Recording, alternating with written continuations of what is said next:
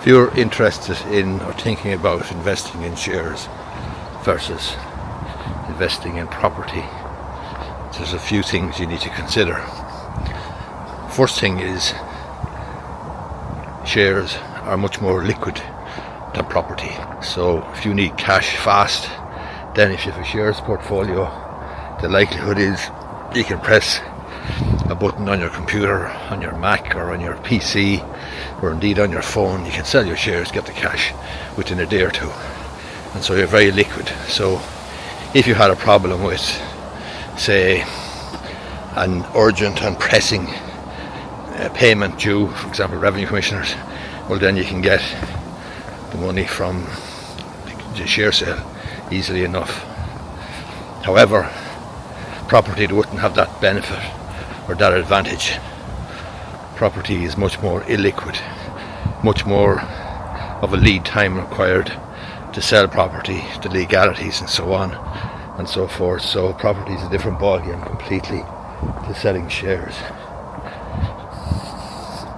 The second feature of shares versus property would be leverage. With property you can leverage it. In other words, you can borrow money from a bank and you can put, say, 10% or 20% down or whatever and borrow the balance. You can't really do that with shares. So the advantage with property is you can use leverage, you can use borrowing, and if you use it well and you use it judiciously, then you can get a very good return, not just on your own money but on the borrowed money, which is going to create a ratchet effect for your own money, a multiplier. One thing that I overlooked in thinking about property versus shares, and it's only come to me in the last few days, especially since I was messing around there at the BidX1 auction and looking at properties there. One thing that I've overlooked is the fact that you can enhance property. You can do something with it. With a bit of imagination you can add something to it and maybe make it worth more. Maybe you need planning permission, maybe you can carry out certain works without planning permission, but you can add to it or enhance your asset and maybe get a return that way, whereas that's not going to be the case with shares.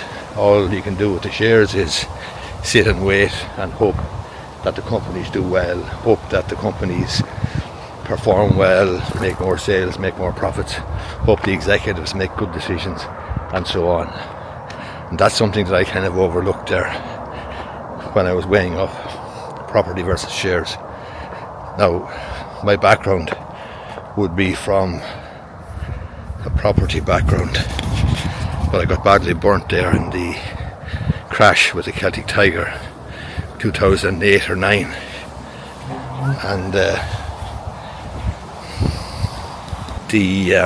that would have left a fairly strong memory with me of running out of cash, all my money being in property, the market crashing and absolutely nothing I could do about it. So, 2007 or 8 or whenever the Celtic Tiger property market came crashing to an end, that left an indelible sort of mark with me, and so I always was kind of determined to stay liquid and not be caught like that again.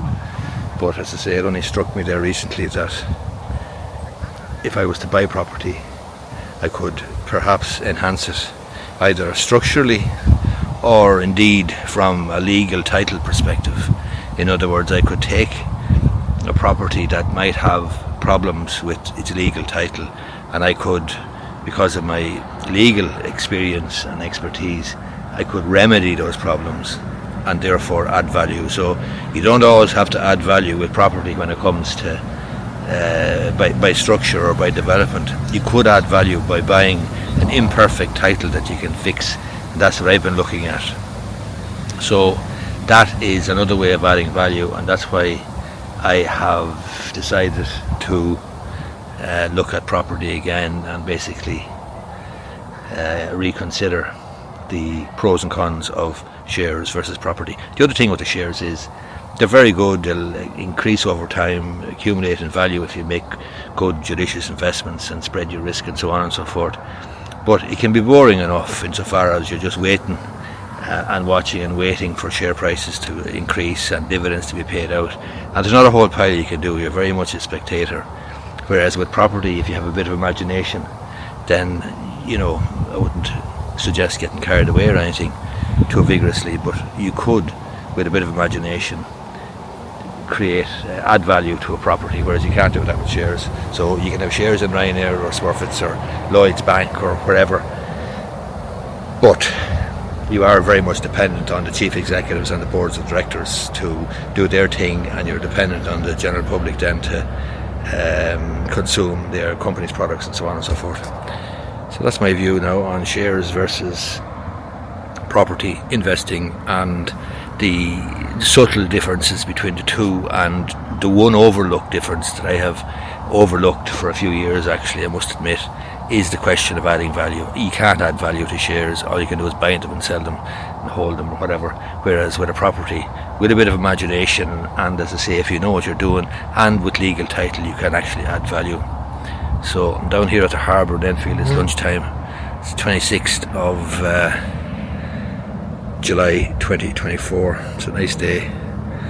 It's a nice place just to get a bit of fresh air into the lungs, especially when you're sitting in the office all day. So hopefully this audio will be okay. If you like the video, hit the thumbs up button down below. Thanks a lot.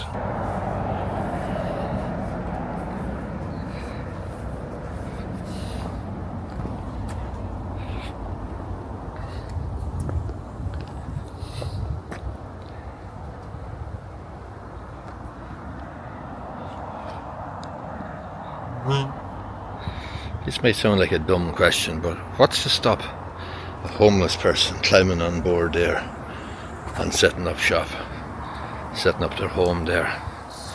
I'm just wondering. I'm not suggesting it should happen or anything, but if I was owning that boat now and I was leaving it there, not sure whether I'd be sleeping entirely easy at night.